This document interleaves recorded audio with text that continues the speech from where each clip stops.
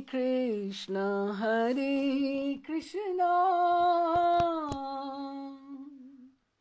कृष्ण कृष्ण हरे हरे, हरे राम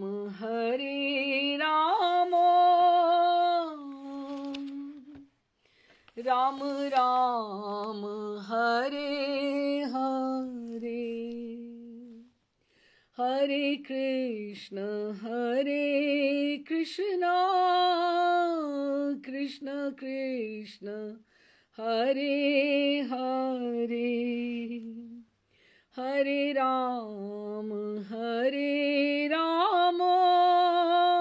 राम राम हरे हरे, हरे कृष्ण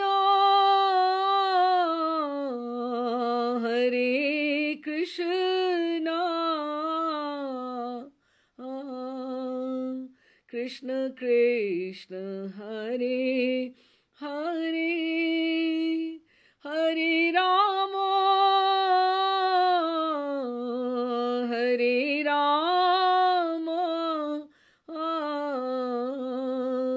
राम राम हरे हरे, हरे कृष्ण कृष्ण कृष्ण हरे हरे, हरे राम राम राम हरे हरे, श्री कृष्ण चैतन्य प्रभु नित्यानंद, श्री अद्वैत गदाधर श्रीवासादि गौर भक्त वृंद, श्री रूप सनातन भट्ट रघुनाथ, श्री जीव गोपाल भट्ट दास रघुनाथ, एही छे गोसाई कोरी चरण वंदन, यहाँ हैते विघ्नाशे अभीष्ट पुरन, अभीष्ट पुरन, अभीष्ट पुरन। राधे श्याम जी, आप सबका स्वागत है चैतन्य लीला माधुरी के 18वें सत्र में। तो पिछली बार हमने विष्णु प्रिया और ठाकुर जी का, गौरांग महाप्रभु का परिणय कैसे होता है, विवाह गठबंधन में कैसे वो बनते हैं, बड़ा ही सुंदर उनका झांकी थी, खूब आनंद लिया उसमें। और शची माँ के यहाँ डोली आ गई है।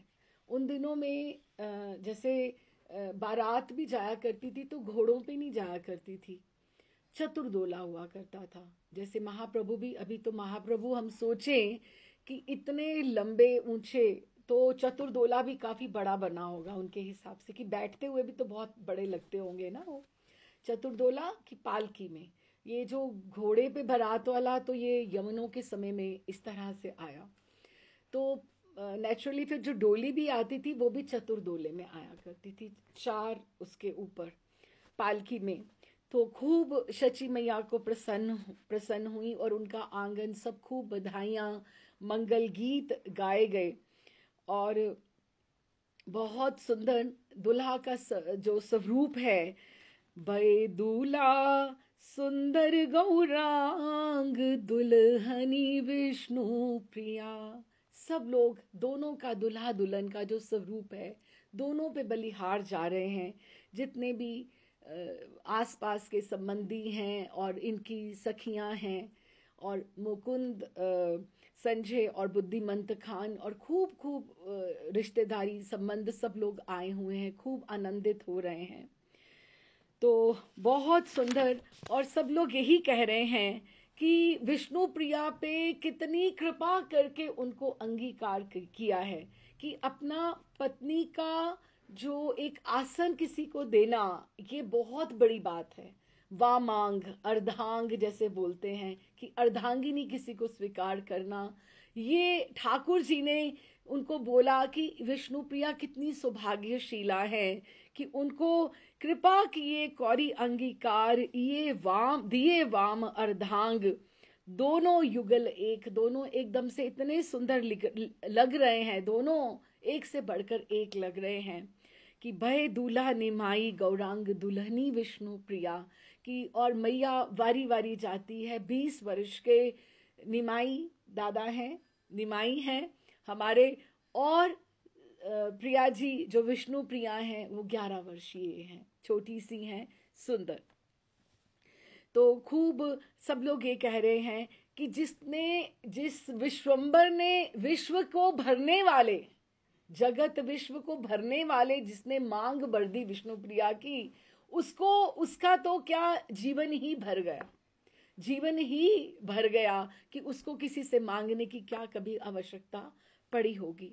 तो खूब वहां पे आनंद हो रहा है और माँ भी प्रसन्न है और ये भी प्रसन्न है, सारे के सारे संबंधी। तो श्री गौर किशोर द्वितीय बार विवाह करके अब पक्के गृहस्थी हो गए, अब पक्के गृहस्थी हो गए हैं। स्नेहमयी जननी और प्रेममयी गृहिणी को लेकर गौर हरि आनंद पूर्वक गृहस्थी के सब धर्मों का पालन कर रहे हैं। रसिक शेखर रसराज श्री गौरांग सुंदर अपनी मधुर लीला से नदियावासी भक्त वृंद को अपूर्व आनंद प्रदान करते हैं। इस समय का पवित्र चरित्र ग्रही वैष्णवों को अत्यंत ही उपदेशजनक है कि उनके लिए कि जो महाप्रभु का जिस तरह से वो विष्णु प्रिया का लाड़ दुलार करते हैं, लाड़ दुलार करते हैं, तो वो उनके लिए, सबके लिए बहुत उपदेशजनक है किस तरह से उनका चलता है, चरित्र चलता है। आपके यहाँ 10-20 अतिथि तो नित्य ही पधारते हैं। अब ये बात को बहुत बल दिया गया है, घर वही। ठाकुर भी बैठे बैठे उदास हो जाते हैं जब कोई घर नहीं आता। तो वैष्णवों का पदार्पण से, घर में आने से ठाकुर प्रसन्न होते हैं। ठाकुर को ये मंगलदायी है, जिस घर में वैष्णव पधारे वो घर मंगलदायी है। और 10-20 अतिथि तो नित्य ही पधारते हैं और श्री हरि भी उनका यथोचित सत्कार कर उनको कृतार्थ करते हैं। तो नववधु श्रीमती विष्णु प्रिया देवी ने श्वसुर ग्रह में आकर वृद्धा सास से शने शने सब कार्य सीख लिए हैं। अब जो हर एक घर में अपने ढंग की रसोई रहती है, हर एक घर में अपनी रीति नीति रहती है, तो माँ सासू माँ से शची मैया ने, उन्होंने सारे के सारे जो कार्य हैं अपनी माँ से, शची माँ से सब सीख लिए हैं। शची माता ने गृहिणी का जो सर्वश्रेष्ठ काम होता है, सबसे बड़ा, अब ये देखो, ये ना भी लिखे तो क्या बात है ना, लेकिन गृहिणी का अभी तो खैर युग ही बदल गए, समय ही बदल गया। अभी भारत में भी हम लोग देखें तो घर में कितने लोग रसोई करते हैं और अच्छी वाली रसोई करते हैं, जो आप ठाकुर जी को भोग लगा सकते हैं। ऐसी रसोई कितने लोग करते हैं। ऐसे ही जैसे एक काम वाली आती है और वो 4 घरों में जाकर वही खाना बनाती, मेन्यू बताया और आप वहां से वही उन्होंने बना के चले जाना है। अभी जो अन्न में जैसा अन्न वैसा मन, महर्षि भी बहुत इस बात को एम्फेसाइज करते हैं कि हमारा जो सनातन धर्म है वो रसोई से ही शुरू होता है। पहले रसोई की पवित्रता, आप स्नान करके आप किसको छू रहे हैं, कहाँ पे क्या रख रहे हैं, और वैसा भोग बना रहे हैं जो ठाकुर जी को अर्पण किया जा सकता है। और अगर आज आप में वृत्तियां बदल गई हैं तो इसमें आपके रसोई का बहुत बड़ा योगदान है। अगर आपकी कामना लालसा की पूर्तियां हो चुकी हैं तो आप ठाकुर जी का सतत प्रसाद ले रहे हैं, तो ये सर्वश्रेष्ठ काम है जो रसोई का है। ठीक है, वर्ल्ड इज गेटिंग एडवांस, पर ये स्पिरिचुअल प्रोग्रेस नहीं है, या ये हम इसको उन्नति नहीं कह सकते कि लड़कियां स्त्रियां बाहर जाके काम कर रही हैं और घर के काम नौकर चाकर कर रहे हैं। सेवा तो वही है जो आप अपने हाथ से करते हैं।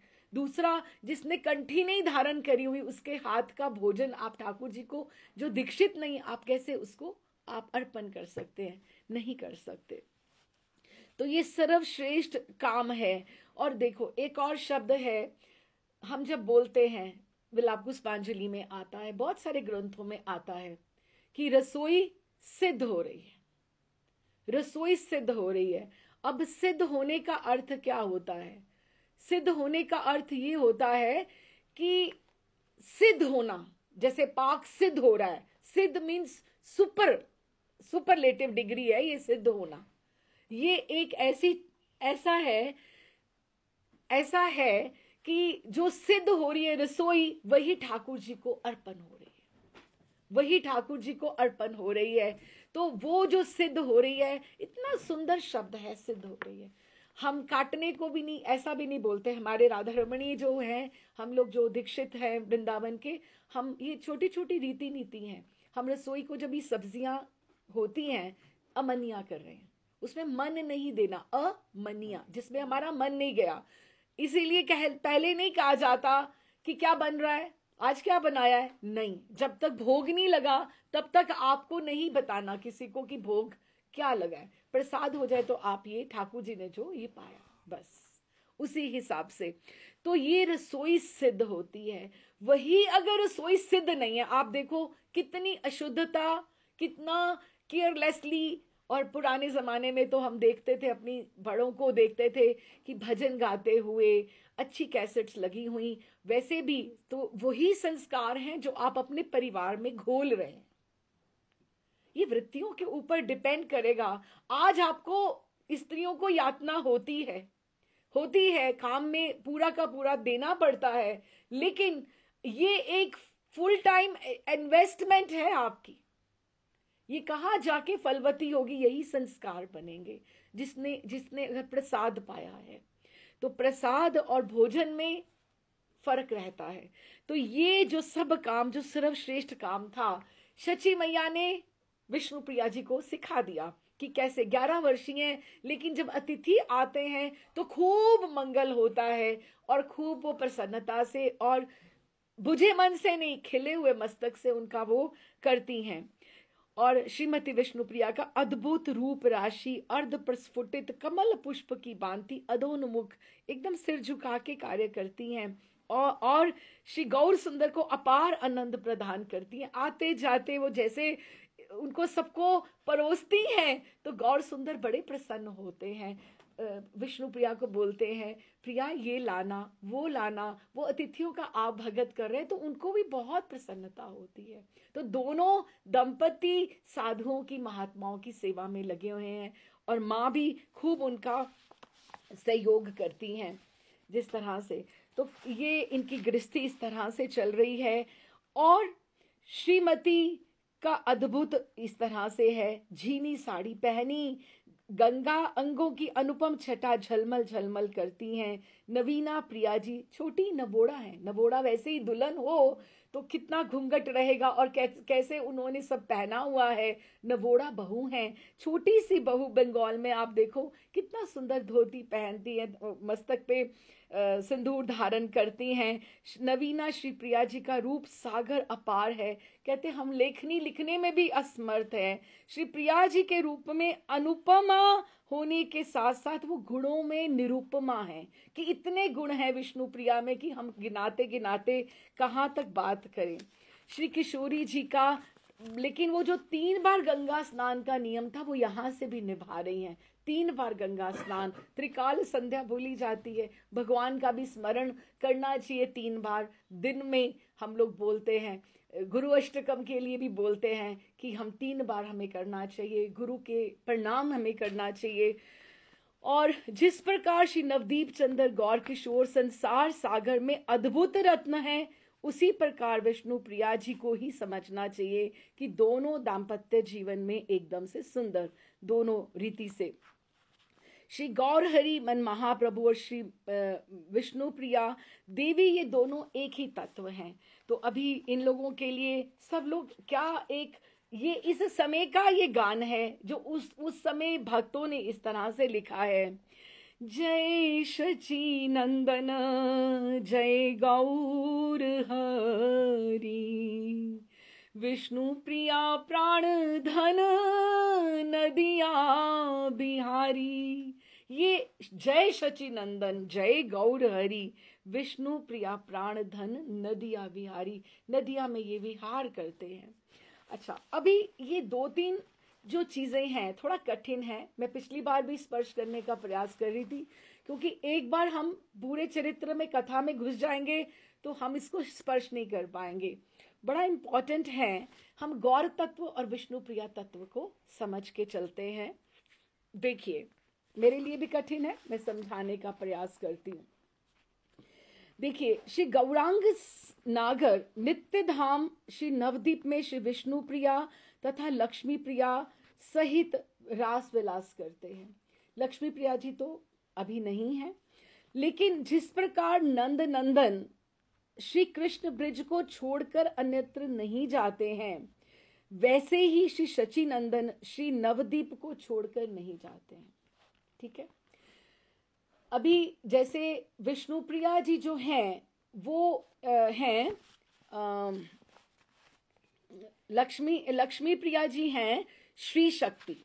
हाँ, लक्ष्मी प्रिया जी जो हैं वो श्री शक्ति हैं। रुक्मणी सीता और लक्ष्मी प्रिया सीता जी का और उनका समावेश है, और लक्ष्मी जी का।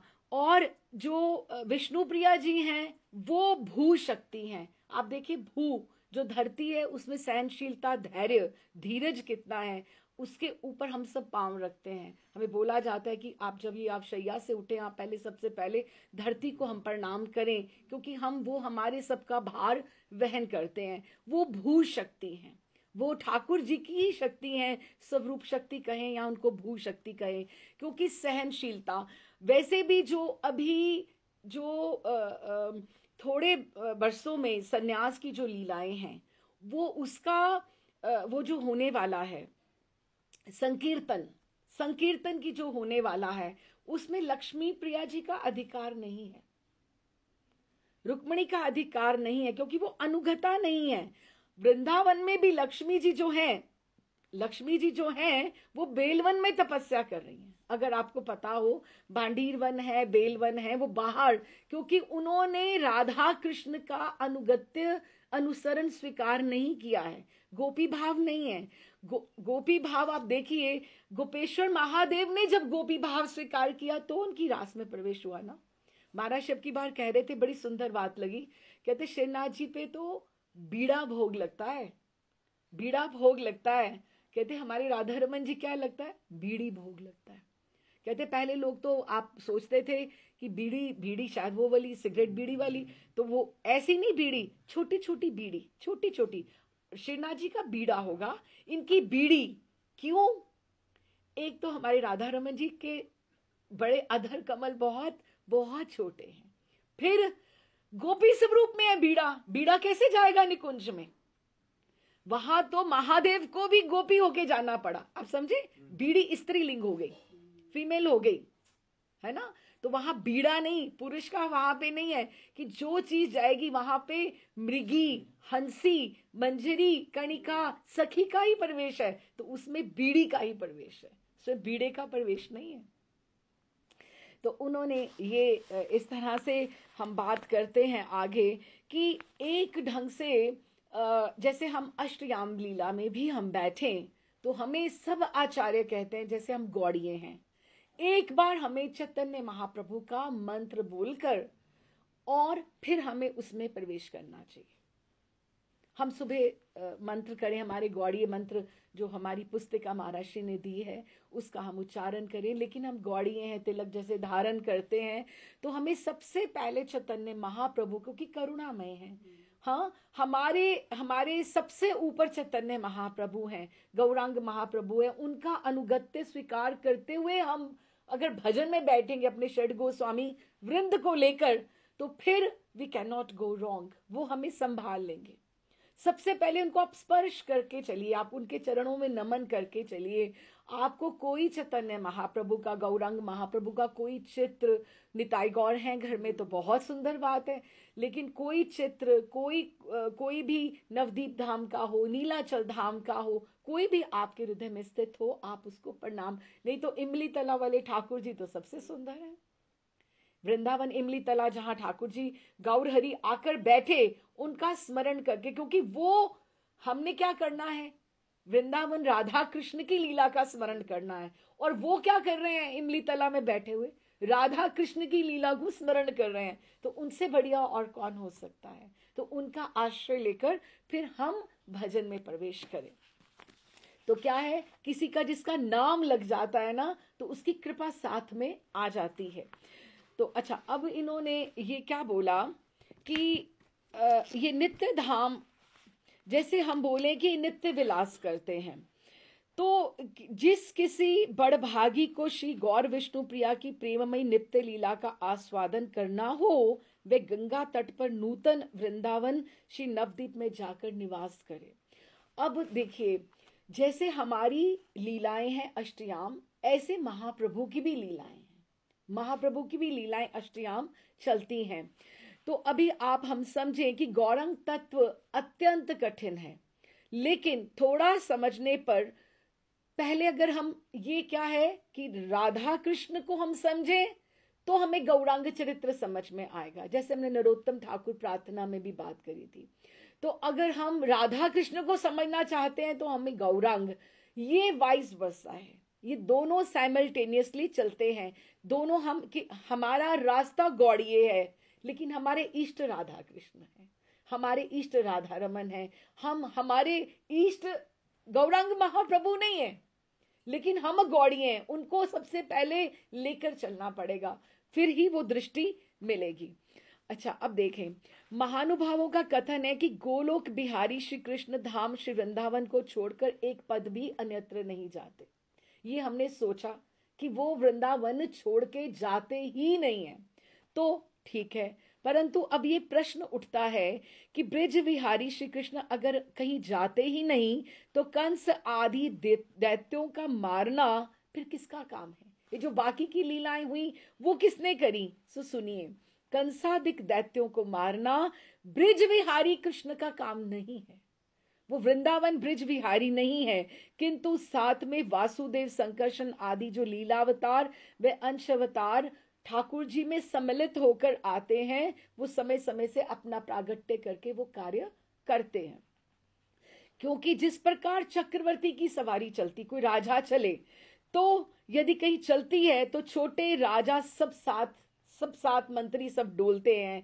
ऐसे ही गोलोक निवासी जब ठाकुर जी जब पधारते हैं, अवतरण लेते हैं, उनका कार्य है, अवतार अपना काम करता है, लेकिन सब रूप उसमें एक होते हैं। जिसकी जब आवश्यकता होती है वो बाहर आके वो अपना कार्य करता है। इसीलिए बिना भेदी के इसको दूसरा कोई नहीं जान सकता कि कौन है वहां पे। बस अब देखो ना, जो पुष्प वाटिका में राम जी हैं, जो दोना पकड़ रहे हैं और पुष्प चयन कर रहे हैं, तो प्रिया जी कह रहे हैं कि इनको स्वेद बिंदु आ रहे, इतने सुकुमार है ये, तो रावण का वध ये कैसे कर लेंगे, ये धनुष कैसे उठा लेंगे। लेकिन जब वो उन्होंने धनुष उठाया तो उठाया ना, जब उन्होंने करी सबका वध किया, जब राक्षसों का तो किया ना। फिर जिस समय जैसी अपेक्षा है वो उसमें प्रकट होता है। अभी निकुंज के ठाकुर जी की बात अगर हम बोले कि उन्होंने ये किया वो किया, इतना वो बोल रहे हैं, महाराज जी तो बोलते हैं, गोपियां कहती हैं, अरे अर्जुन, तुम्हें लज्जा ना आई कि तुमने इतने श्लोक, इतने, हम तो उसको बोलने का मौका नहीं देती थी, ठाकुर को प्यास नहीं लगी होगी, धड़ धड़ धड़ धड़ धड़ धड़ इतने श्लोक धारावत वो बोल गए। हम तो उसको बोलने का वो, तुझे तुझे समझ नहीं आ रही थी क्या पहले कि तुमने इतना उसको भुलवा दिया, इतना तुम्हें संशय हो गया, सामने तुम्हारे ठाकुर खड़े हैं, तो तुम्हें इतना भी तुम्हें तरस नहीं आया कि वो कितना भूल रहे हैं। बड़े महाराज जी कहते हैं, खूब महाराज जी छुटकियां लेके इसमें आनंदित होकर महाराज जी बात करते हैं। लेकिन आप फिर देखिए, एक और बात है, लेकिन अगर हम ये सोचे कि ब्रिज के कृष्ण बाहर नहीं जाते, इसका मतलब राधा रानी को तो कभी विरह हुआ ही नहीं था, है ना, नेचुरल बात है। तो फिर विरह की भूमि तो तैयार ही नहीं होगी, विरह का रस विप्रलंब तो होगा ही नहीं। लेकिन ये हुआ था, लेकिन वहां थे भी और वहां नहीं भी थे, क्योंकि विरह की भूमि ही एक्सपीरियंस अनुभव करने तो गौरांग आए हैं। तो ये लीलाएं हुई भी हैं और ठाकुर जी वहां हैं भी, उस रूप में हैं, वहां पे निकुंज की लीलाएं होती हैं, लेकिन प्रिया जी विरह में भी है, विरहा में भी हैं। और उसी तरह से सेम वे से अगर हम ये देखो, श्रीमन महाप्रभु जैसे गौरांग महाप्रभु नवदीप को छोड़कर जैसे ठाकुर जी नहीं जाते, वैसे ये भी सन्यास के समय अगर हम ये सोचे कि वो गए ही नहीं, तो विष्णु प्रिया जी का विरह कहाँ गया? तो वो होगा ही नहीं होगा। लेकिन ये हमारे ऊपर डिपेंड करता है कि हम किस भाव के उपासी हैं। हम विराग्य हमें दोनों चीजें, प्लेट में नमकीन भी दिया गया है, मीठा भी दिया गया, कड़वा भी दिया गया है। हमारे ऊपर है कि हम अपने आचार्यों की शरण में रह के हम क्या सेवन करना चाहते हैं। श्रृंगार लीला का करना चाहते हैं, अब राधा वल्लभी तो विरह को बहुत मानते ही नहीं है, क्षणिक विग्रह विरह। लेकिन हमारे गौड़िए जो हैं, भावी विप्रलंब भावी है, ये मूड ऑफ सेपरेशन ही आधार है, मूड ऑफ सेपरेशन आधार है। विरह मिलन, मिलन में विरह, विरह में मिलन। क्योंकि जब विरह होता है उसमें अनंत मिलन होता है, आपको वो सब जगह दिखाई देता है। लेकिन जब आपको मिलन में मिलन होता है तो वो आपको एक ही समय एक ही स्थान पे दिखाई दे रहा है। लेकिन जब आप विरह में हो, मीरा को कहाँ नहीं दिखाई देते थे गिरधर, सब जगह दिखाई देते थे।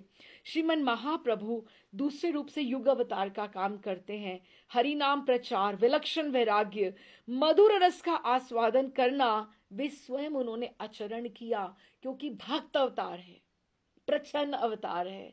बहुत लोगों को, हमें भी बचपन में नहीं पता था गौरांग महाप्रभु का, बड़े होते होते हमें पता लगा ना, प्रच्छन्न अवतार है, उसके ऊपर उन्होंने आवरण डाला हुआ है। तो उन्होंने स्वयं आचरण करके अपने भक्तों को सिखाया है।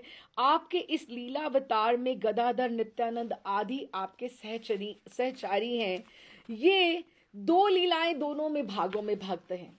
जैसे ठाकुर जी की लीलाएं एक ब्रिज लीलाएं हैं, वृंदावन की लीलाएं हैं, और एक है जो द्वारिका की लीला, मथुरा की लीलाएं, दो हो गई ना।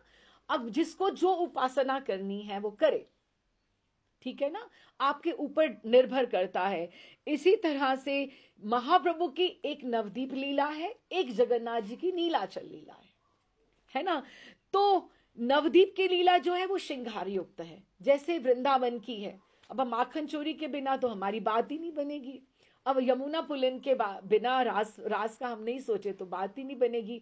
हमारे में से कितने लोग विरही कृष्ण, विरही राधा, विरही को इमेजिन कर सकते हैं ना? नहीं हो सकता। हमें लगता है कि युगल प्रियालाल जी प्रसन्न रहे, हमारे सामने दोनों इकट्ठे रहे, हम दोनों को अलग नहीं कर सकते, ठीक है ना। तो एक नवदीप लीला हो गई, एक हो गई नीलाचल की, हुई दोनों, है ना। अब हमारी रुचि के ऊपर है कि एक श्रृंगार युक्त है नवदीप में विष्णु प्रिया और गौरांग महाप्रभु श्रृंगार प्रधान है, और एक वैराग्य प्रधान है। अब हमारे ऊपर ये डिपेंड करता है हमारी रुचि, ये कठिन है थोड़ी सी बात, लेकिन आप समझिए कि हमारी रुचि के ऊपर डिपेंड करता है। अभी जैसे सीधी से आपको बात बताऊं, प्रेमानंद महाराज एकांतिक वार्तालाप हम सुनते थे मदन टेर में जब हुआ करता था। अब तो बहुत वहाँ पे नियम है, टोकन लेना पड़ता है, ये सब सिस्टम्स हैं। वहां पे महाराष्ट्री पूछा करते थे, पहले कोई आता था कि मैं महाराष्ट्री आपको मैं समर्पित होता हूँ, मैं शरणागत होना चाहता हूँ। तो महाराष्ट्री कहते थे कि तुम्हारी गृहस्थ जीवन में रुचि है कि तुम ब्रह्मचारी होकर रहना चाहते हो। दोनों बातें तुम्हारे लिए अभी ओपन है, क्योंकि एक रास्ता पकड़ के फिर उससे डगमगाना गलत बात है। अगर तुमने गृहस्थ अपनाया है, किसी को आश्रित किया, तो फिर तुम वैरागी बनो तो वो तुम्हारा गलत बात है। तुम्हें अपना दाम्पत्य जीवन भोगना पड़ेगा और पूरा का पूरा निर्वाह करना पड़ेगा, और अगर तुम ब्रह्मचारी बने हो तो फिर अडिग रहना, फिर उधर नहीं गिरोगे। तो फिर वो बोलता था कि नहीं महाराज, मुझे गृहस्थ में रुचि है, मुझे गृहस्थ में रुचि है, क्योंकि अपना इंडिविजुअल सोल्स की अपनी अपनी जर्नी है। आप किसी को क्या कह सकते हो? उसी तरह से आपको क्या सहायता कर सकता है? अब देखो, किसी को रूखी सूखी रोटी खाने में भी बड़ा आनंद आ जाएगा, लेकिन कभी किसी को क्या लगता है ना, हम तो ठाकुर जी को पापड़ नहीं भोग लगाया, अचार नहीं रखा आज, बता हर तरह की वैरायटी चाहिए। ठाकुर जी ने दोनों चीजें उपलब्ध कराई हैं, वो भी ये भी। अब तुम्हें कौन सा रुचिकर लगता है? ऐसा नहीं है कि मन को मार के रहने की बात है ना। आपकी जो महर्षि बोलते हैं, बड़े महर्षि, आपकी जीवा जो है ना, वो ठाकुर की दूती है। तुम नाम लेते हो ना इससे, तो वो दूती बन जाती है। ठाकुर का मन हुआ पानी पूरी खाने का, तो तुम्हें उन्होंने प्रेरित करा आज पानी पूरी का भोग लगाओ, है ना? क्यों मन को मारते हो? लेकिन अगर तुम्हें महात्मा बनना है, अबे तुम्हें वैराग्य में जाना है, लेकिन पानी पूरी का चिंतन अगर नहीं छूटा, फिर क्या फायदा? अब अपनी रुचि, we are the best, ourselves, we are the best examiner of ourselves, कि हमारे मन में क्या रुचता है। देखो, नवदीप जो है लीला, वो श्रृंगार रस प्रधान है। जब अब भक्तों को अपना अधिकार देखना चाहिए, योग्यता, रुचि देखनी चाहिए अपनी, तो देखना चाहिए कि हमें कौन सी लीला के अधिकारी हैं, हमें क्या रुचता है। हमें ठाकुर कालिया पे नृत्य करते, यमुना पुलीन पे प्रियाजू के साथ नृत्य करते अच्छे लगते हैं, या विरही कृष्ण द्वारिका में रथ चलाते हुए अच्छे लगते हैं, या वहां पे वो सुंदर लगते हैं? हमें देखना है हमें क्या रुचता है, ये ध्यान रखना चाहिए। जो श्रृंगार रस के उपासक हुए, उनको वैराग्य में भी, जो मन से श्रृंगार चाहते हैं, जो मन श्रृंगार रस के उपासक है, वो वैराग्य में भी बैठेंगे तो घुमा फिरा के फिर वो श्रृंगार में ही आ जाएंगे। और अगर आप श्रृंगार रस के कि आपको झलकियां आती हैं, तो आप अगर वैराग्य निष्ठ हैं, तो रास रस में भी आपको वैराग्य दिखाई देगा। अब ये डिपेंड करता है कि आपके रुचि कहाँ है, आपको क्या अच्छा लगता है, आप उसके हिसाब से फिर आप कैसी आपको लीलाएं। जैसे मुझे नृत्य में रुचि आती है, मुझे संगीत में ठाकुर जी को अच्छा भोग करूं, अच्छा श्रृंगार करूं, मुझे इसमें मैं श्रृंगार ना करूं, माला ही करती जाऊं, तो मुझे तो बिल्कुल अच्छा नहीं लगेगा। ऐसे अपनी रुचि को देखकर आगे हमें बढ़ना चाहिए। तो इस तरह से ये चैतन्य महाप्रभु गौर तत्व का ये एक, दोनों की में विरह भी है, वैराग्य की लीला भी है, और श्रृंगार युक्त भी है। अब जो श्रृंगार रस के उपासक होते हैं, वो विष्णु प्रिय गौरांग का नवदीप में भजन करते हैं। जो वैरागी भाव में होते हैं, वो नीलाचल में करते हैं। हमें तो खैर उनको नमन करते हुए, उनको समझते हुए, उनकी करुणा लेते हुए, हमें अपना वृंदावन का सोचना है कि हमें दोनों में से कौन से कृष्ण अच्छे लगते। ठीक है ना? तो हमें तो, हमारी तो उपासना ही प्रियालाल जी की है, हमारे लिए तो दोनों युगल सरकार हैं, कि आप बस दोनों प्रसन्न रहिए, हमें और कुछ नहीं चाहिए। ठीक है? अब ये बहुत बड़ा तत्व था कि दोनों लीलाएं चलती हैं। इसके बाद अब मैं एक विष्णु प्रिया तत्व के ऊपर भी बात करना चाहती हूँ। हम उसको भी प्रणाम करते हुए चलें, क्योंकि ये चीज़ें थोड़ी हार्ड है, लेकिन समझनी बहुत आवश्यक है। It's okay, don't worry. ये एक्चुअली बहुत पुरानी ग्रंथ हैं, ये जो सारे के सारे हैं, तो ये इवन पन्ने भी पीले पड़ गए हैं। ये मुझे महर्षि ने आज से 37 साल पहले ये ग्रंथ दिए हुए हैं, ये वाले महर्षि के हाथ के दिए ये ग्रंथ हैं, जो मैं आज आपके सामने पढ़ रही हूँ। शायद उन्हीं का आदेश होगा, उन्होंने इसीलिए दिए होंगे। अच्छा जी, अब हमने ये बात समझी कि जो श्री शक्ति है ठाकुर जी की, वो गौरांग महाप्रभु की, वो लक्ष्मी प्रिया हैं, जो रुक्मणी सीता महालक्ष्मी का वो है। ठीक है? और भू शक्ति विष्णु प्रिया हैं, क्योंकि उनमें धैर्य है और सहनशीलता है। अभी एक विष्णु प्रिया के, अच्छा अब एक और बात है, ये देखिए चैतन्य चरितामृत में केवल इतना सा लिखा है, हमें तसल्ली नहीं होती पढ़ने में। ये देखो क्या लिखा है, शिष्यगण लैया पुनः विद्यार विलासे, विद्या बले सभा जिनी औद्धत्य प्रकाश की, एकदम से गंभीर नहीं होते ठाकुर गौरांग महाप्रभु, वो औद्धत्य करते हैं, गंगा पे चंचलता करते हैं, सबको छेड़खानी करते हैं। और क्या लिखा, तबे विष्णु प्रिया ठाकुराणीर परिणय, ये 3 शब्द लिखे हैं कि ये विष्णु प्रिया जी के साथ उनका विवाह हुआ, बस, और कुछ नहीं लिखा कृष्णदास कविराज ने। जो मैं आपको ग्रंथों से पढ़ पढ़ के इधर उधर से सुना रही हूं, हमने पिछला भी बहुत सुंदर विवाह का पढ़ा, वो हमें फिर मटेरियल कहीं और से इकट्ठा करना पड़ेगा ना। क्यों? क्योंकि उनको अपनी अवस्था नजर आ रही थी कि मैं वृद्ध हो रहा हूं, मैंने बहुत गंभीरा तक लीला लेकर जानी है, पता नहीं उसके लिए अवकाश होगा कि नहीं होगा। और साथ में लिखते जाते हैं, बाकी आप चैतन्य भागवत में पढ़ लो, बाकी आप वहां पढ़ लेना। दूसरे की पब्लिसिटी करते हुए जा रहे हैं, ये नहीं कि मेरा ही ग्रंथ पढ़ना, तुम वहां पे ये 3 शब्द लिखे हैं। और तो ये उन्होंने इस तरह से लिख के फिर आगे बस इसको विवाह का संपूर्ण कर दिया। डोली आई, कैसे गई, किसने खर्चा उठाया, कैसे ठाकुर लग रहे थे, कुछ नहीं लिखा, 3 शब्द ही लिखे हैं विष्णु प्रिया के विवाह में।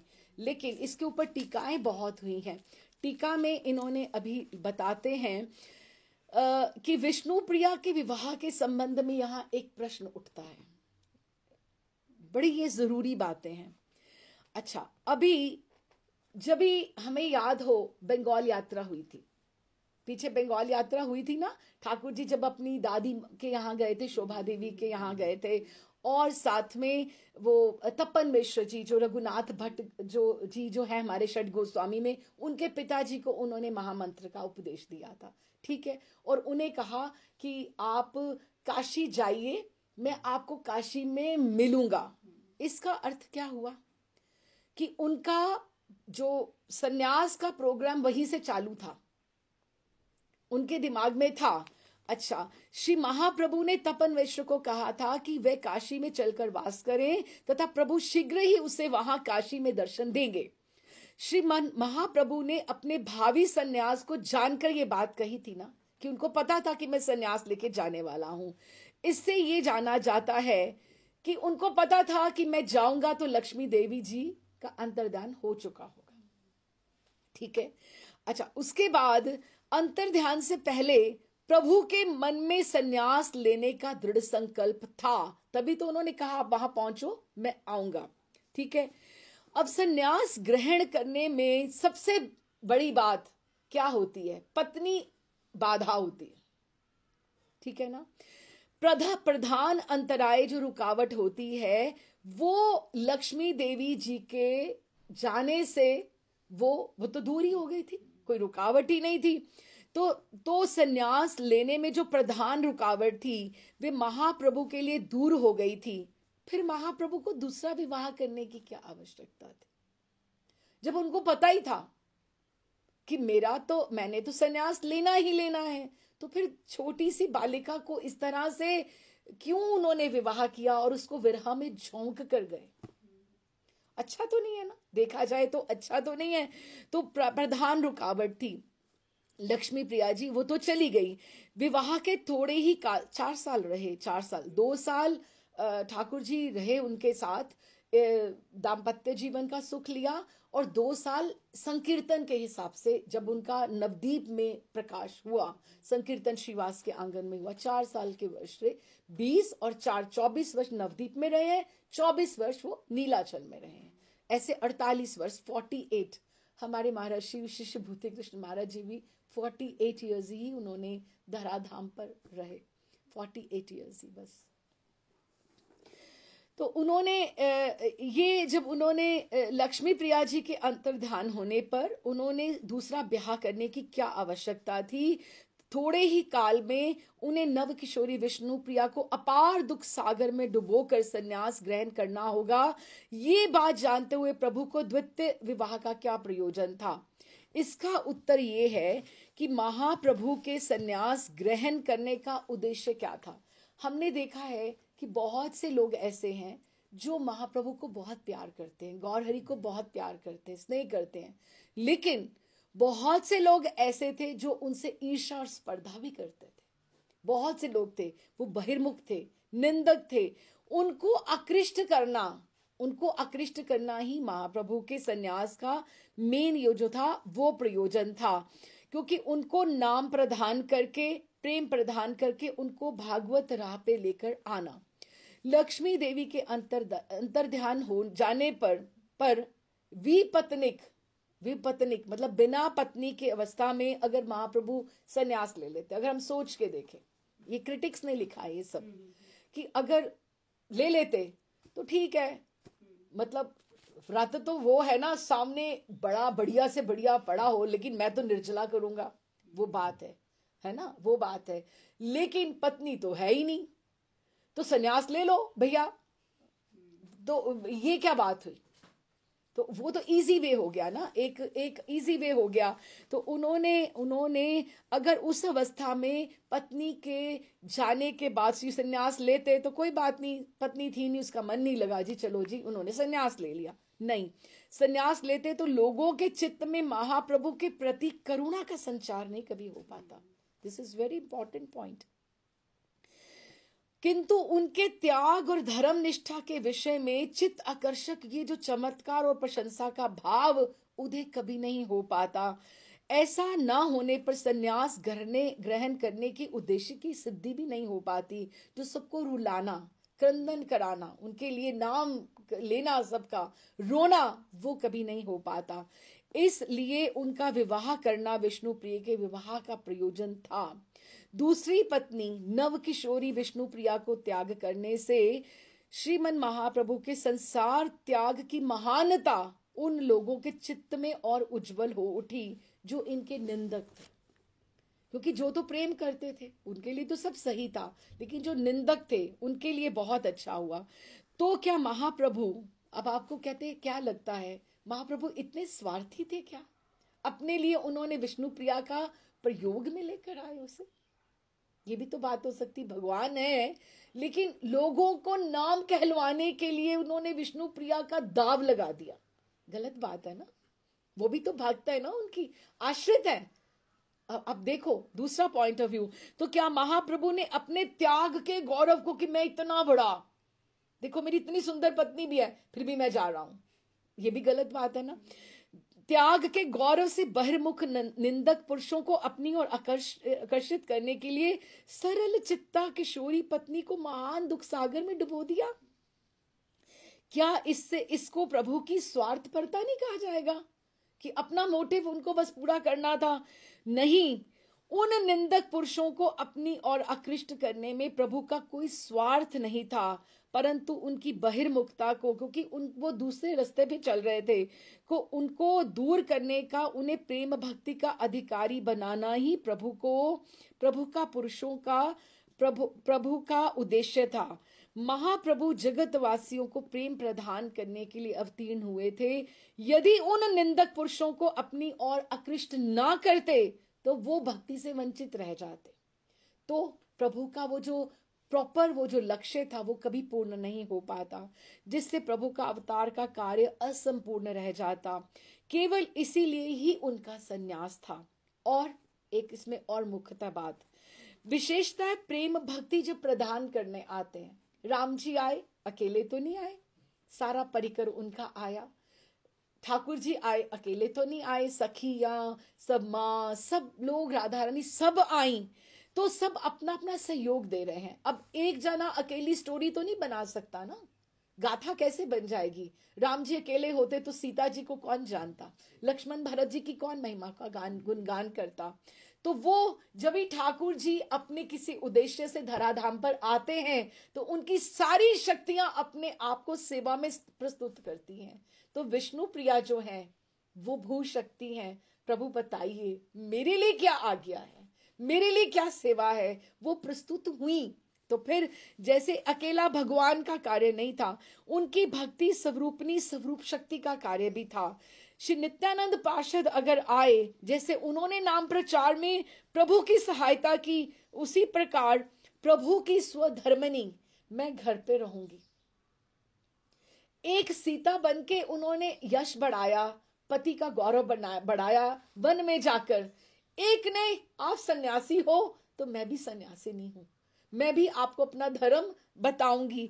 सर्व धर्मनी भक्ति स्वरूपनी स्वरूप शक्ति श्री विष्णु प्रिया ने प्रभु की वांछा पूर्ति के लिए, उनको अपना नहीं है, हम रहा उनका पढ़ेंगे, उनकी उनका विष्णु प्रिया ने प्रभु की वांछा पूर्ति के लिए एवं संकल्प सिद्धि के लिए उन निंदक पुरुषों को प्रेम भक्ति प्रदान करने में अनुकूलता दी कि उनको कंफर्टेबल जीवों को करने के लिए निंदा कर रहे हैं। कम से कम मुझे देखेंगे तो रोएंगे तो से कि गौर हरि तुम क्यों चले गए, तुम गौर हरि तुमने क्यों सन्यास ले लिया। वृद्धा माँ को जब उन्होंने थोड़ा दुख दिया, ठाकुर बड़े निष्ठुर हैं, एक का जीवों के लिए अगर वो साधना चाहते हैं अच्छा, लेकिन अपने कितनों को वो रुला रहे हैं, मां नहीं रोएगी क्या। तो उनको उन्होंने सिद्धि के लिए निंदक पुरुषों को प्रेम भक्ति के लिए उनको अनुकूलता देने के लिए अपनों को प्रतिकूलता दी, अपनों को प्रतिकूलता दी ना। कि कई को उन्होंने दुख दिया ना, नहीं तो कई तो कितना प्रेम करती थी, ठीक है ना। और कोई भी ऐसा कार्य नहीं कर सकता था। स्वयं अत्यंत विरह के दुख को एवं निरंतर अश्रुओं की धाराएं बहाना उन्होंने बहाना स्वीकार कर लिया, किंतु प्राण प्रीतम को जगत के उन्होंने जैसे दान कर दिया। विष्णु प्रिया जी ने, शची मैया ने दान कर दिया गौर हरि का कि तुम जाओ और तुम जो सूर्य होता है उसको कोई रोक नहीं सकता, तुम जाओ और जगत का कल्याण करो, जिस कार्य के लिए तुम आए हो उसको जैसे त्याग दिया उन्होंने। पहले प्रभु सन्यासी हो गए और अपने को सन्यासिनी वेश में ना सजाकर साध्वी विष्णु प्रिया घर पर रहती हुई सन्यासिनी बन गई। हम पढ़ेंगे कि उनका कैसा चरित्र रहा। गौर हरि से अधिक लेने तो आए, करने तो आए थे वो अनुभव कि राधा रानी का विरह कैसा है, लेकिन इस बार भी वो पीछे हट गए। विरहनी विष्णु प्रिया फिर जीत गई उनसे, वो तो उनसे कहीं अधिक जी और उन्होंने कैसा आदर्श प्रस्तुत किया और किस तरह से विरहनी विष्णु प्रिया जीती हैं और घर में माँ का ध्यान रखती हैं और कैसे वो भजन में वो एकदम से अनुसरण करती हैं। तो वो सन्यासिनी बैठी घर पे ही बन गई। कैसी प्रेम भक्ति लाभ की जाती है, कैसे उसकी रक्षा की जाती है, उसका आदर्श जगतवासियों को दिखाने के लिए विष्णु प्रिया जी ने तीव्र साधन अनुष्ठान किया है, उसका तो कहना ही क्या है। हमारा दुर्भाग्य है कि हमें बहुत सारे ग्रंथ नहीं मिलते हैं। जैसे विरहनी विष्णु प्रिया पे एक आदि कोई ग्रंथ है ही नहीं, लेकिन बहुत सारे लिखे गए। ये पुराने ग्रंथों में उल्लेख आता है, लिखा गया है वियोगिनी विष्णु प्रिया, विरहनी विष्णु प्रिया, लेकिन आज आप जाकर ढूंढना चाहो तो आपको नहीं मिलेंगे। और अभी 500 वर्ष तो हुए हैं, कुछ ज्यादा समय भी नहीं हुआ उनको गए।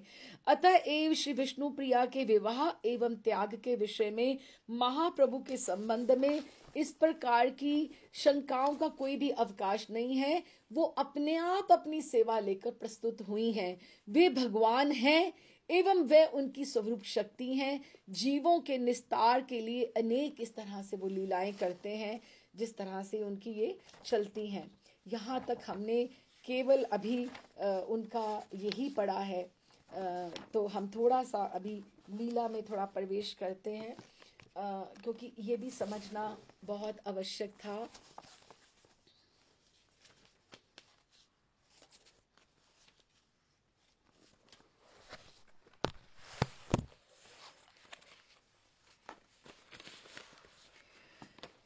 विवाह के बाद अब हम वापस चलते हैं। विवाह जब हो गया पिछली बार, तो निमाई पंडित ने अध्यापन कार्य में पुनः मन लगाया अपना, और उस समय वे नवदीप के सर्वश्रेष्ठ अध्यापक तो माने ही जा रहे हैं। अध्यापन ही उनका सर्वप्रधान कार्य है। उनकी पाठशाला में छात्र ठसाठस भरे हैं। श्री निमाई पंडित की अवस्था केवल उस समय 20 वर्ष की है। इतनी अल्प अवस्था में भी इतना ऊंचा पांडित्य कभी किसी के भाग्य में नहीं आया है। उनके प्रगाढ़ पांडित्य और यश गौरव से समस्त नवदीप वासी मुग्ध थे कि सब लोगों को लगता था नवदीप हमारे निमाई पंडित।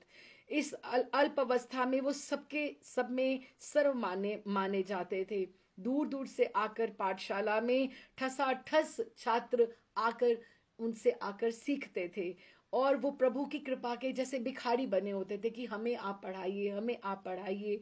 सभी छात्र उनके अनुग्रह की कामना करते थे, सभी चाहते थे उनकी वो पाठशाला में ही रहे। अब इससे कुछ लोगों को स्पर्धा भी तो हो रही होगी ना कुछ, क्योंकि सारे उनके पास ही क्यों जाते हैं। ये चैतन्य भागवत से हम पढ़ रहे हैं, वहां तो है ही नहीं है। कतवा प्रभुर शिष्य तार अंत नाई, कि अंत नहीं है कि सबको वही एडमिशन लेना है।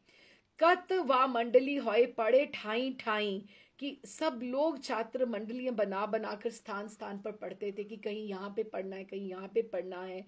प्रतिदिन प्रतिदिन 10-20 ब्राह्मण कुमार की 10-20 आते ही आते थे। आसिया प्रभुर पाए करे नमस्कार, कि आप मुझे अपने पास रख लीजिए। ये वृंदावन दास ठाकुर ने चैतन्य भागवत में सब लिखा है। अतएव प्रभु के घर में किसी वस्तु का अभाव नहीं था, सब प्रसन्न थे, अतिथियों की सेवा हो रही थी। शची माँ का जो द्वार था सदा के लिए सबके लिए खुला था। लेकिन इस समय भी निमाई पंडित की जो चपलता थी और औद्धत्य अभी तक गया नहीं था। सुबह पढ़ाते थे, फिर छात्रों के साथ खूब मस्ती करते थे गंगा तट पर। अभी भी उनका स्वभाव जो है वो वैसे ही था। और और मानो वो लगता था कि ये वो निमाई पंडित हैं ही नहीं जिन्होंने हमें सुबह पढ़ाया था। और शास्त्रार्थ करते थे, गंभीरता पूर्वक बैठकर छात्रों को पढ़ाते थे। किसी की मजाल जो प्रभु के सामने एकदम से आवाज भी उठाए, लेकिन जब वो उनके सखा बन जाते थे संध्या में तो एकदम से एक उम्र के हो जाते थे। श्रीमती विष्णु प्रिया देवी कुछ दिनों के लिए पिता के घर गई। इस तरह से होता है ना कि जो बीच में से मायके जाती हैं।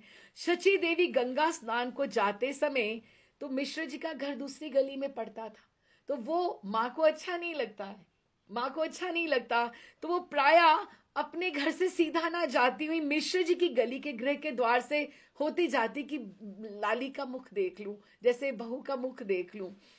ये गंगा के घाट का सीधा रास्ता नहीं था। तथापि वे निमाई चांद के विवाह के बाद से इसी रास्ते से गंगा स्नान होकर जाया करती।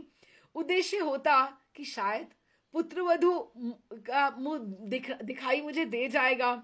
शची देवी वे सुंदर मुखड़ा देखे बिना रह नहीं पाती थी, इसलिए इतना परिश्रम करके मिश्र महोदय के घर के द्वार होकर नित्य सनातन मिश्र के नित्य गंगा स्नान घूम कर जाती। और द्वार पर खड़े होकर कभी कभी मिल भी जाती, माँ ही मिल जाती, तो माँ मिल जाती जो उनकी थी महामाया। तो वो भी आवाज देती कि आओ सास को प्रणाम कर लो, तो वो भी आ जाती। तो उनको दो एक बातें करती तो माँ की आवाज सुन के वो भी आ जाती। महामाया देवी के साथ घर गृहस्थी की बातें भी करती, तो उनको बड़ा अच्छा लगता। एक आश्वासन था कि मेरी बहू है, मेरे घर की है, कल नहीं तो परसों चौथ आ जाएगी, मेरे पास आ जाएगी। देवी विष्णु प्रिया सास को देखकर बड़ी आनंदित होती, और जब वो गौरांग महाप्रभु की गौरहरि की बातें सुनती तो उनको कितनी प्रसन्नता होती पति की बात सुन के।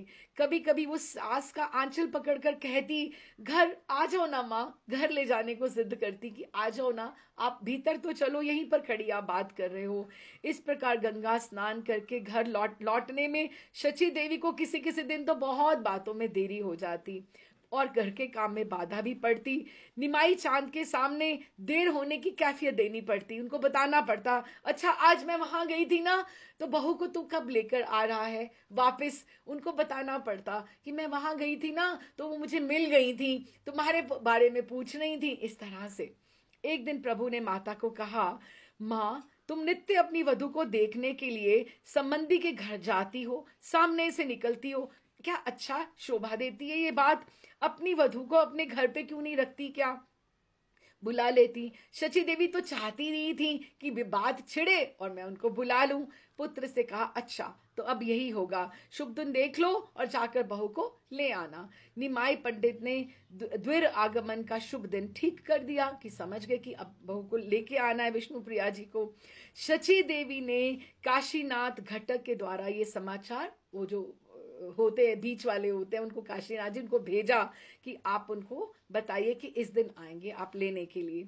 स्वयं भी मिश्र जी की गृहिणी महामाया देवी से ये बात कही कि बस इस दिन निमाई आएगा और विष्णुप्रिया को बहू को ले जाएगा। विष्णुप्रिया देवी ने यह समाचार सुना, आनंद से उनके तो प्राण ही नृत्य कर उठे। वे अपने प्राण वल्लभ के एकदम से दिगंत व्यापी सुयश और सम्मान की बातें लोगों के मुख से सुनती थी कि आज ये हुआ, आज ये हुआ, तो आनंद से प्रफुल्लित हो उठी कि मैं ससुराल जाऊंगी। तो कभी कभी जब भी सनातन मिश्र अपनी गृहिणी के साथ जब भी आपस में जब प्रसाद के लिए बैठते थे तो बात करते थे कि जब माता की अपनी सारी गुणावली का बखान की लोग भी आकर कहते, अच्छा आपका फला आज गांव से वो लोग आए थे, तो वो कहते निमाई आपके जमाता बने हैं, वो आपके जमाई हैं। तो वो सारी गुणावली, उनका असाधारण पांडित्य, यश, सौरभ, अलौकिक विद्या, बुद्धि वर्णन करके वो जब बातें करते थे तो विष्णुप्रिया को बहुत अच्छा लगता था कि मेरे पति की कितनी प्रशंसा होती है। श्रीमती विष्णुप्रिया इन सारी बातों को अत्यंत मन दे के सुनती थी, मनोयोग के साथ। सुनकर पति सुहागिनी सरला बालिका के मन में सुख समाता नहीं था, परंतु उस सुख की बात और कोई नहीं जान सकता था। वो एकदम से प्रसन्न होती थी हृदय में। एक एक शुभ दिन को पुत्र वधु को शची देवी ने अपने घर बुला लिया। सनातन मिश्र ने खूब वस्त्र, अलंकार, शैया, आसन, भोजन पात्र आदि नाना प्रकार की सामग्रियां देकर दास दासियों के साथ विष्णुप्रिया जी को उनके ससुराल भेज दिया। श्री गौरांग स्वयं जाकर श्रीमती विष्णुप्रिया को लिवाने गए। शची देवी पुत्र और पुत्र वधु को लेकर महा आनंद और परम सुख पूर्वक अपनी गृहस्थी चलाने लगी। श्री निमाई चांद के विवाह को हुए 1 वर्ष भी बीत गया। शची देवी लक्ष्मी स्वरूपिणी प्रेममयी पुत्र वधु को लेकर आनंद से संसार सुख में निमग्न हो गईं और विष्णुप्रिया जी सास की सेवा करके अपने को परम सुखी समझती थी और कृतार्थ होती थी। वे सदा शची देवी के पीछे पीछे सर्वदा छाया के समान, माँ आज क्या बनेगा, आज क्या भोग लगेगा, माँ अभी क्या करूं, माँ अभी गंगा स्नान के लिए चलें, क्योंकि निमाई गौरहरी तो अपनी पाठशाला में होते हैं, वो माँ के साथ छाया की तरह वो रहती थी। हाँ, सास का संग नहीं छोड़ती, पति और देवता की सेवा करके देवी कृतार्थ होती। वे अब बालिका नहीं है, देवी की अवस्था अब पूर्ण 13 वर्ष की हो गई है। वे इस समय परम रूपवती, परम लवण्यमयी किशोरी बाला है। शैशव यौवन दर्शन भेल, दूही दल बोले धनी, द्वंद पड़ी गेल। कि ये वृंदावन दास ठाकुर जी ने इस तरह से सब ग्रंथों में उनका वर्णन किया है। इस समय श्रीमती जी जो हैं सौंदर्य से परिपूर्ण हैं, 13 वर्ष की हो रही हैं, तो सुंदरता उनमें प्रवेश कर रही हैं और रूप के आलोक से देवी का घर एकदम से शची मैया का अलौकित हो जाता है और एकदम से आनंदित अनिंदित रूप राशि, लवन्य अंग सौष्ठव, देव दुर्लभ माधुरी मिश्रित सुस्निग्ध अंग ज्योति और आवाज उनकी जो वाणी है, जब बात करती हैं माँ, जब आवाज देती हैं मैं क्या करूं, इस तरह से जो बात करती हैं तो एकदम से शची माँ को खूब सुंदर सब लगता है।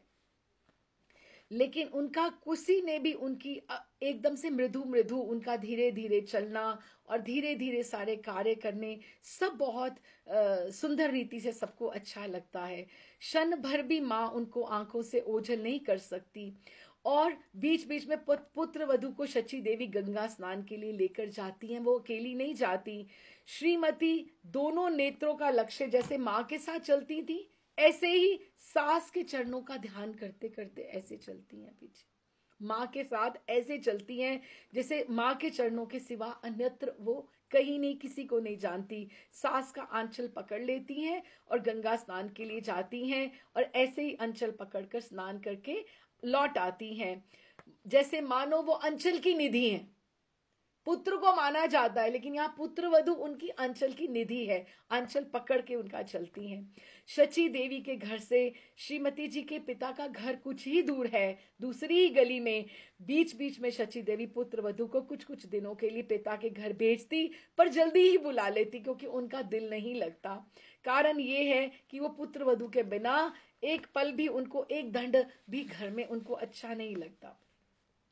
निमाई चांद और अपने अध्यापन कार्य में अपने हैं, सारा दिन रात्रि के एक प्रहर तक केवल शिष्य और छात्रों को शिक्षा में देने लग जाता है उनको।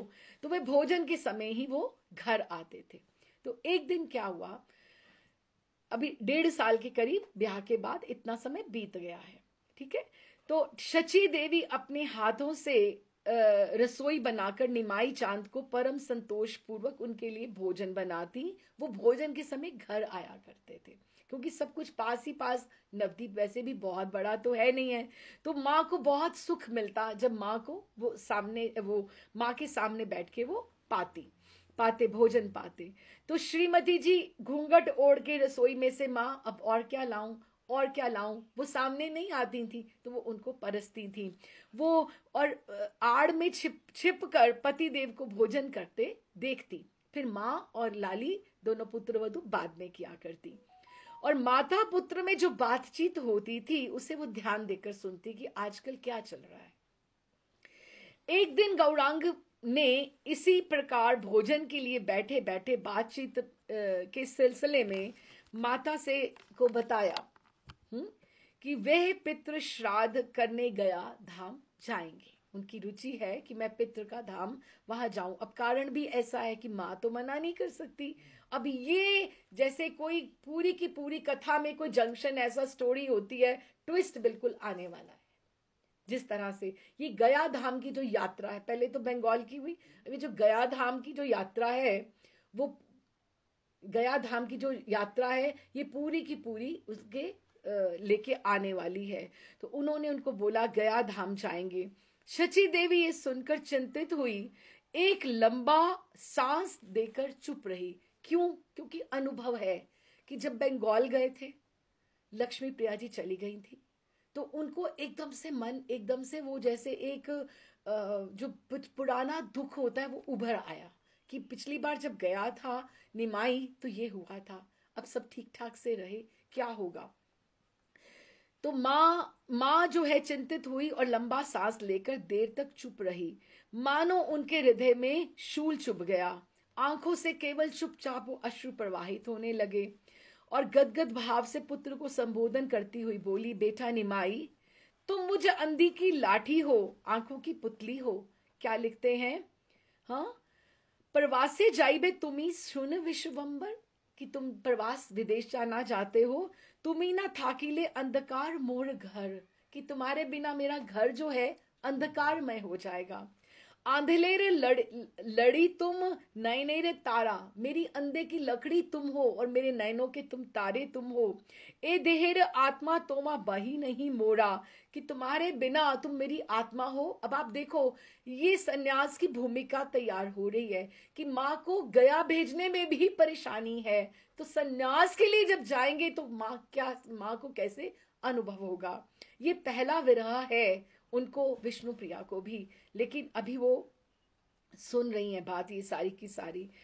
और उन्होंने उनको बोला कि तुम पितरों के लिए तुम गया धाम अगर जाना चाहते हो तो मैं तुम्हें क्या कहूं, परंतु जब तुम गया धाम जाओगे तो तुम मेरी तरफ से अपनी माँ का भी पिंडदान कराना। ऐसा उन्होंने बोला कि तुम मेरा पिंडदान भी कराना। शची देवी के मुख से बड़े ये दुख भरे शब्द निकले। देखो वृंदावन दास ठाकुर का ये शब्द है, गया यदि जावे बापू, बापू पुत्र को बोलते हैं बंगाली में, बापू सुनी रे निमाई, मोर नामे एक पिंड दिसरे तथाई, कि वहीं पे तुम कर आना, मेरे मेरे नाम का भी तुम कर आना। फिर तुम वापस कहाँ जाओगे, क्योंकि मैं तो वैसे वृद्ध हूं, मैं तो गई के गई, अभी के गई के गई। तो प्रभु ने माता को समझाया कि वे पितृ श्राद्ध के लिए गया धाम जा रहे हैं और इसमें ऐसे धार्मिक कार्य में बाधा डालना उचित नहीं है माँ, और ऐसा नहीं कहो, मुझे आपको संभल देना चाहिए। पितरों को पिंड देने के लिए ही पुत्र की आवश्यकता होती है, ये सभी जानते हैं, शची देवी भी जानती है, लेकिन एक उनको अनुभव, कटु अनुभव है पिछली बार का, जब उनको ऐसा अनुभव हो रहा है। गया धाम तो बहुत दूर है, माता के प्राण घबरा रहे हैं, इसी कारण वो दुखी हो रही है कि अब के गए 4 मास 6 मास साल कब तक आएगा निमाई। और प्रभु के मधुर वचनों से संतुष्ट होकर शची देवी ने पुत्र के अंत में उनको गया धाम जाने की आज्ञा देनी पड़ी। कि जैसे उनको जननी ने आज्ञा लई महाहर्ष मने, कि उनको लगा सिद्ध तो काम करना ही करना है, चली ले न महाप्रभु गया दर्शने, कि उनको वहां पे तुम जा सकते हो। अच्छा, अभी हम थोड़ा सा कि आगे क्या होता है, हम थोड़ा सा विष्णु प्रिया जी का भी समझें कि उनके लिए भी ये आगे ये उनकी प्रथम उनका विरह है कि जिस तरह से छोटी हैं। श्रीमती विष्णु प्रिया देवी ने घर के रसोई के बीच में भीतर में खड़े खड़े प्रभु की और माँ की बातें सुनी, गया धाम की सुनी जबी, तो प्राण वल्लभ के साथ वियोग होने की आशंका से उनका मन अधीर हो उठा और सरला बालिका का दिल टूट गया। देवी के बाल हृदय की प्रथम वियोग की ये सूचना मिली, ये प्रथम विरह है उनको। पिता के घर गई, आ जाती हैं वापस, पास ही है, बात सुनाई देती रहती है, लेकिन अब तो कुछ भी ऐसा नहीं होगा और अब के गए कब आएंगे, कितने मास लग जाएंगे, वो भी ठिकाना नहीं है। तो उनको बालिका का विरह का ताप इस तरह से था और प्राण वल्लभ के गया धाम जाने की बात सुनने के बाद से एकदम से विरह की बातें उनके मन में सदा उठने लगी। तो उनको लगा, मन में सोची कि एक बार प्राण वल्लभ को कहकर तो देखूं, शायद उनका आना जाना रुक जाए, जाना रुक जाए। फिर सोचती हैं, ना क्या ऐसा हो सकता है, मैं किस प्रकार बोलूंगी, माँ ही नहीं बोल सकी, उनकी ही बात नहीं मानी, तो मैं क्या बोल के उनको, मैं कैसे बोलूंगी। गया धाम जाने के समय प्रभु श्रीमती से विदा लेने भूले नहीं, कि उनको लगा कि जैसे मैंने माँ से पूछा है, मैं विष्णु प्रिया को भी मैं खुद सूचित करूं। वो तो उन्होंने सुन ली बात, लेकिन उन्होंने पर्सनली तो नहीं करी थी ना, तो उन्होंने उनको कहा, उन्होंने कहा अच्छा। एकांत में बुलाकर प्रभु ने विष्णु प्रिया से कहा, मैं पितृ श्राद्ध करने गया धाम जाना चाहता हूं, आपका कैसा सुझाव है। इसी जाड़े के भीतर लौट आऊंगा। साथ ही अवधि, ये एक ठगोरी होती है। जैसे अक्रूर के रथ पे जब चढ़े तो सब लोग रो रहे हैं, तो ठाकुर जी ने ठगोरी डाल दी, मैं आ रहा हूं बस 2-3 दिन में। तो साथ ही उन्होंने ये बोल दिया कि मैं जाड़े के दिनों में, जाड़ों में ही लौट आऊंगा, कि उनको अवधि बता दी कि ताकि एक ये जो विरहा का है वो थोड़ा आशा में बंध जाए कि आने ही वाले हैं, अभी आ ही जाएंगे। और ये भी कह दिया, तुम सदा माँ के पास ही रहना और उनकी सेवा करना।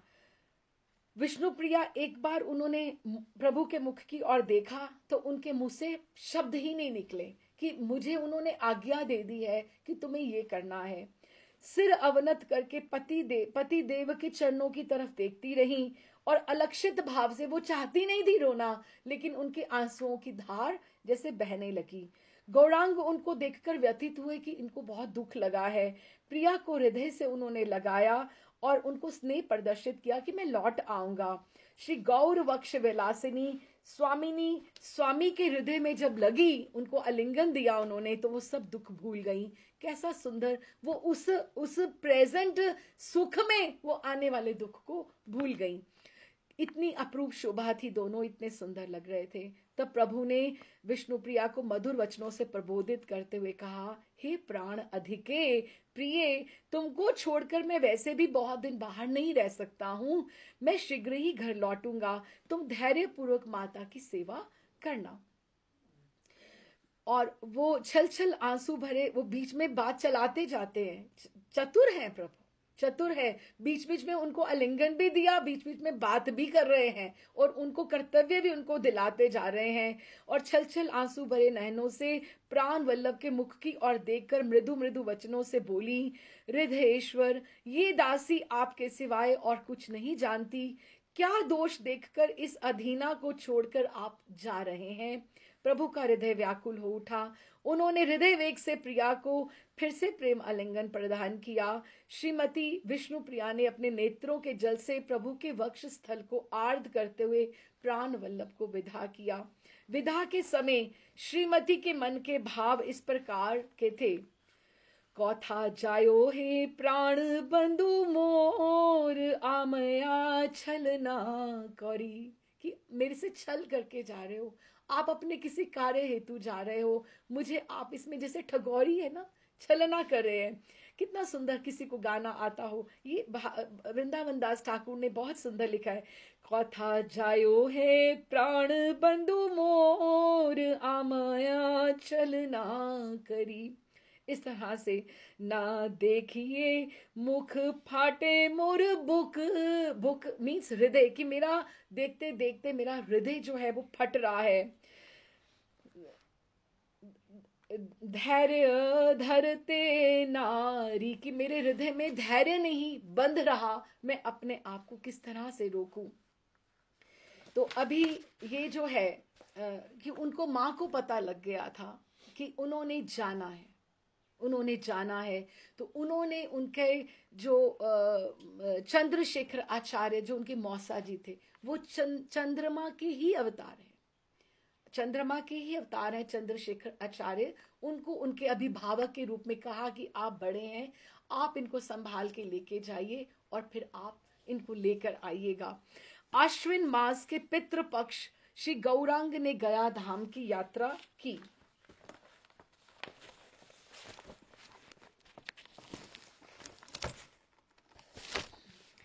अच्छा जी, ये दशमी का, आश्विन शुक्ला दशमी का ये है दिन है। आज के ही दिन भगवान श्री रामचंद्र जी ने लंका पर विजय प्राप्त करने के लिए चढ़ाई की थी। इतना शुभ दिन, घर घर में आनंद मनाया जा रहा है। आज के ही दिन वर्षा काल को की परिसमाप्ति समझी जाती है। व्यापारी आज के दिन वाणिज्य के निकट, जब उनको बिजनेस के लिए जाना होता है, व्यापार के लिए निमित्त विदेशों की यात्रा करते हैं। नृपतिगण आज के ही दिन दूसरे देशों को दिग्विजय करने के निमित्त अपनी अपनी सेनाओं को सजाकर राज्य सीमा से बाहर होते हैं। 4 महीने जो चतुर्मास करते हैं, वो आज के ही दिन स्थान पर रहने वाले परिव्राजक आज के ही दिन फिर से भ्रमण करना आरंभ करते हैं। तीर्थ यात्री भी करने वाले आज के ही दिन यात्रा के लिए प्रस्थान करते हैं।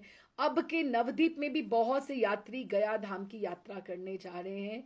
तो गौरांग के मौसा चंद्रशेखर शेखर जी भी गया को जाना चाहते थे और माँ ने भी उनको स्नेह से जैसे भेजा। तो उनको चंद्रशेखर आचार्य को निमाई चांद के साथ भेजा, क्योंकि माँ को लगता था अभी छोटे ही हैं, चाहे छात्र जा रहे हैं, कोई बड़ा तो होना चाहिए, गया बहुत दूर है। चंद्रशेखर आचार्य ने कुछ प्रिय शिष्यों को भी साथ में ले लिया। अब शीत का प्रारंभ हो गया था, थोड़ी हल्की हल्की शीत थी, जैसे दशहरे का समय रहता है। शची देवी ने निमाई चांद के लिए कुछ शीतकालीन वस्त्र भी दिए। निमाई चांद को विदा करके शची माँ का, देवी का घर अंधेरा हो गया। पुत्र वधु के मुंह की ओर देखकर वे अत्यंत उद्विग्नता से पूर्व दिन बिताने लगी और कातर होकर दिन की ऐसी प्रतीक्षा करने लगी जब वो पुनः वापस आएंगे। अच्छा, अभी माँ जो है उनको गंगा तट तक उनको छोड़ने गई है। तो अभी उनको लगता है प्रभु गए, विष्णु प्रिया जी को। तो विष्णु प्रिया जी उस समय क्या स्थिति है? श्रीमती विष्णु प्रिया देवी के पति वियोग जनित ये प्रथम विरह यंत्रणा बहुत कष्टप्रद थी। श्रीमती धैर्य धारण नहीं कर पा रही हैं। प्रभु के द्वारा वो परित्यक्त शैया, कि जैसे जिस रात्रि उन्होंने शयन करके गए हैं, तो अभी सुबह सुबह उन्होंने यात्रा प्रारंभ करी ना, तो वो शैया पर जाकर उनके तकिए में मुंह छिपाकर जी भर के क्रंदन, ऊंची ऊंची, घर में माँ नहीं है, कोई नहीं है, तो ऊंची ऊंची वो रोने लगी। उनका वह क्रंदन किसी ने नहीं देखा, क्योंकि शची देवी तो माँ पुत्र के साथ गंगा तट के घाट तक गई थी। घर पर दास दासियों के सिवा और कोई नहीं था, सब अपने कार्य में व्यस्त थे। कुछ देर के बाद वो शैया से उठकर एक बार ठाकुर जी के घर की तरफ गई, मंदिर की तरफ गई, और गले में वस्त्र डाल के एकदम से सिर पे लेकर इस तरह से गृह देवता को प्रणाम किया। और उनको ये भी लगा कि मेरे पति, मेरे प्रियतम यात्रा के लिए जा रहे हैं और मैं अमंगल कर रही हूँ घर में बैठी हुई। उनको ये लगा, हाथ जोड़कर विपत्ति हारी मधुसूदन नारायण से प्रार्थना की, हे सर्व विपदहारी विपद भंजन ठाकुर जी, मेरे प्राण वल्लभ विदेश जा रहे हैं, उनका कोई अमंगल ना हो। कि उनको ये भी लग रहा है कि मुझे अमंगल नहीं करना चाहिए, उनका वो अच्छे कार्य के लिए जा रहे हैं, उनका अमंगल ना हो, वे स्वस्थ शरीर से शीघ्र घर लौट आवे। धर्म प्राणा पति प्राणा परायणा बालिका की कातर क्रंदन ध्वनि भगवान के कानों में प्रवेश की। देवी आश्वस्त होकर शांत मन से घर के द्वार पर बैठ गई, देखने के लिए कि माँ कब लौटती हैं। देवी देवी आश्वस्त होकर शांत मन से द्वार पर बैठी थी। तभी उसी समय उनकी प्रिय सखी कांचना, ये एक ऐसी सखी है जो उनके साथ अंत तक रही। कांचना सखी नाम बहुत सुंदर आता है, कांचना, जो उनको बहुत पल पल पे उनको धैर्य धराती रही। तो कांचना आकर वहां उपस्थित हुई। सखी को देखकर श्रीमती जी का हृदय फिर व्याकुल हो उठा। कोई पूछने वाला हो कि तुम ठीक तो हो, बस इतना सा पूछने की देर है। तो वो उनका मन एकदम से भरा हुआ था, तो वो एकदम से वो रो पड़ी। उन्होंने कांचना कांचना श्रीमती जी के दुख से वो उन्होंने उससे बात नहीं की। आंखों में आंसुओं की धारा उनको दिख पड़ी। वे घर के द्वार से उठकर जाकर फिर वापस अपनी शैया पर जाकर एकदम से औंधे मुंह गिर गई। कांचना श्रीमती के दुख से और दुखी होने लगी, और वो सुख से उनके सुखी होती थी और दुख से दुखी होती थी। और विष्णु प्रिया जी ने को स्नेह पूर्वक उन्होंने हृदय में जकड़ा, और सखियां मिलकर कुछ देर उन्होंने रोती रही, बात करती रही। बात करने से दुख का शमन होता है। और फिर उनको वो रोते रोते थोड़ा शांत हुई तो कांचना ने कहा, देखो रो मत, तुम्हारे धर्म प्राण पतिदेव धर्म का कार्य करने गए हैं, तुम उनकी धर्म पत्नी हो, तुम ये मत भूलना तुम उनकी सहधर्मणी हो। कितना सुंदर शब्द है कि तुम उनके धर्म में सहायिका हो। अगर तुम रोगी तो तुम उनको ये नेगेटिविटी भेजोगी, तुम ये उनको अपनी अमंगल जो है, अपनी ऊर्जा का तुम प्रसारण करोगी। तो तुम्हें ऐसा उनके धर्म में सहायक होना चाहिए। तुम्हारे रोने से उनका वो कार्य सिद्ध नहीं हो पाएगा। चलो हम आज कुछ फूल चुन कर लेकर आती हैं और सुंदर माला गूंथकर आज लक्ष्मी नारायण का श्रृंगार करते हैं। उनको भी उन्होंने उत्सव में बना दिया जैसे। तो सखी के युक्ति युक्त मधुर वचनों को सुनकर श्रीमती विष्णु प्रिया जी ने अपनी आंखें पहुंच ली, किसी प्रकार प्रकृतिस्थ हुई और गृह कार्य में मन लगाया। और उन्होंने मिलके ठाकुर जी का फूलों की माला से घर के मंदिर के ठाकुर युगल का श्रृंगार किया। तो फिर यथा समय शची माँ घर लौटी। निमाई चांद को विदा करके उनका मन घर आने को ही नहीं कर रहा था। वो गंगा तट पर उतनी देर खड़ी रही जब तक नौका दूर तक उनको दिखाई देती रही। केवल पुत्र वधु के लिए व्याकुल होकर वे दौड़ी दौड़ी घर आई। विष्णु प्रिया कातर और मलान मुख से मलान मुख से वो हाथ पकड़कर उनको बहुत लाड़ प्यार किया। जब माँ ने उनको लाड़ दुलार किया तो उनको फिर रुलाई आ गई, फिर रोना आ गया। लेकिन माँ भी अपना रोना नियंत्रित करती रही और विष्णु प्रिया भी, कि दोनों में से किसी को इतना, मैं रोऊंगी तो माँ को दुख होगा और माँ सोचती कि मैं रोऊंगी तो पुत्र वधु को दुख होगा। पुत्र विरह जनित मन के दुख को मन में ही वो दोनों दबाती रही और श्रीमती के मुख को देखकर सब दुख भूल गई। सास पुत्र वधु एक साथ एक प्राण होकर देव सेवा, अतिथि सेवा आदि धर्म कार्यों में दिन जैसे चलते थे वैसे बिताने लगी। और उत्कंठित चित्त से जो वो अवधि देकर गया निमाई चांद कि गया धाम से लौटने की प्रतीक्षा करके वो दिन गिनने लगी कि कब ऐसा समय आएगा। कि प्रभु बोल के गए हैं कि मुझे इसी में जाड़े में ही पुनः, अभी जाड़ा शुरू ही हुआ है तो जाड़े में ही लौट में आऊंगा। तो वो दिन गिनने लगी कि कब प्रभु वापस आएंगे। तो गया धाम की यात्रा उनकी कैसे रहती है, सोचा तो था मैंने कि हम वहां तक पहुंचेंगे, लेकिन विष्णु प्रिया तत्व और ये नीलाचल और नवदीप श्रृंगार युक्त और वैराग्य युक्त ये बहुत ज़रूरी था। यहाँ पे अगर नहीं स्पर्श करते तो फिर वापस नहीं कर पाते। तो फिर अगली बार गया धाम प्रभु वहाँ पे कैसी लीला होती है, हम दोनों को माँ और पुत्र वधु विष्णु प्रिया को एक दूसरे के संरक्षण में सौंपते हैं और हमारे प्रभु चंद्रशेखर मामा के साथ अपने छात्रों के साथ गया धाम के लिए कार्य के लिए आगे बढ़ रहे हैं। और हम फिर अगली बार उनको मिलते हैं किस तरह से। राधे श्याम जी, राधे श्याम।